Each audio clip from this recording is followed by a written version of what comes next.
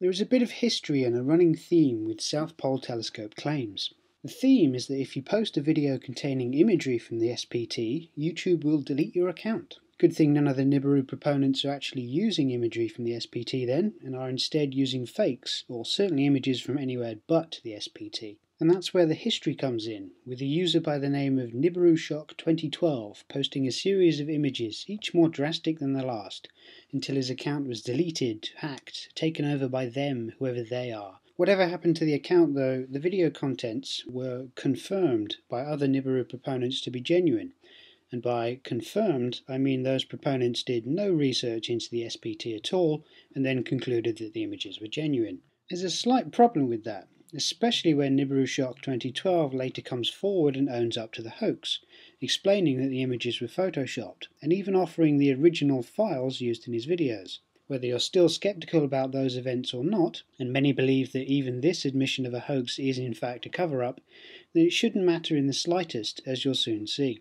Another video has surfaced recently from the same proponent along identical lines. An image is carefully analysed and found to be genuine, and not only genuine but detailed. Let's have a look. Looks red, looks like a blob, looks compressed. So what's the first step in the image analysis? Downloading it from YouTube. Wait, what? We're doing image analysis on a frame of compressed video showing a compressed image. Right. Compression 101. The aim is to reduce redundant data in order to store a file more efficiently, essentially making the file size smaller while trying not to impact what the image actually looks like. I'm sure you've all heard of a JPEG. JPEG compression is everywhere, from on the web to inside your digital cameras. As good as it is at compressing images, it is still a lossy compression format. That is to say, it will discard data that isn't needed, especially if you want a smaller and smaller file size. This is a red blob on a black background. The feathering is a product of the brush. We don't want sharp edges so we can see the effects of compression. The blob was saved as a JPEG with as much of that compression as possible. And not much has changed ultimately. The image is still a red blob on a black background, but a look at the image through the ever-useful increased brightness and contrast vision shows just how much compression can affect an image.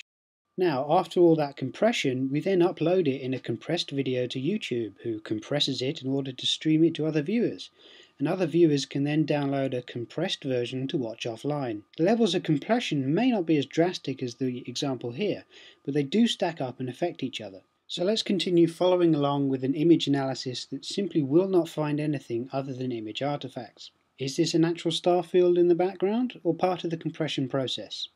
It could, if the original image was a photo, be an imperfection on the lens, a speck of dust or what have you. A white fuzzy blob on a black background is not conclusive as a star field.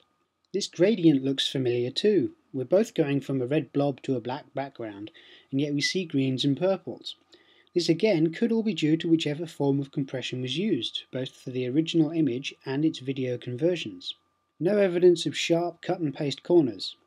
Not only have we just seen that you can create a red blob with just a brush and therefore not need to copy and paste anything, but the compression process doesn't care what you did to make the image, and it can even help to blur any cut and paste jobs, making this part of the analysis redundant. Oh good, image enhancement time. Magnify that death sphere. Why is it still blurry? That's all the resolution we have. Making it bigger doesn't make it clearer. It does on CSI Miami. We're looking for a distinct comet-like dust trail. Yes, we're looking for it. We aren't being shown it. There's a difference. If this is going back to our pareidolia days, we're put in a mindset of an object having wings and tails, and are therefore looking for an object with wings and tails. How many times have I used this image in my videos, for example? This is synonymous with Nibiru. In order for an image of a winged, tailed object to be genuine, we must therefore find evidence for a wing or a tail, even if we have to zoom in, whack up the contrast, and wish for it to be there, despite looking at nothing but compression artifacts. And yet, there is a more glaring error than all of this image analysis. The claim is that the imagery comes from the South Pole Telescope, a telescope that doesn't even take images of visible light, and certainly not images of planets. Here are examples of SPT data. It's boring, right? Even when false colour is applied, it's hardly a bright red planet with wings hurtling towards Earth, is it? The SPT is not concerned with planet hunting. It never has, never will be. It deals with galaxy clusters found in the cosmic microwave background radiation. But then, You need some sort of a conspiracy theory in order to mask how simple it is to create a fake image in Photoshop.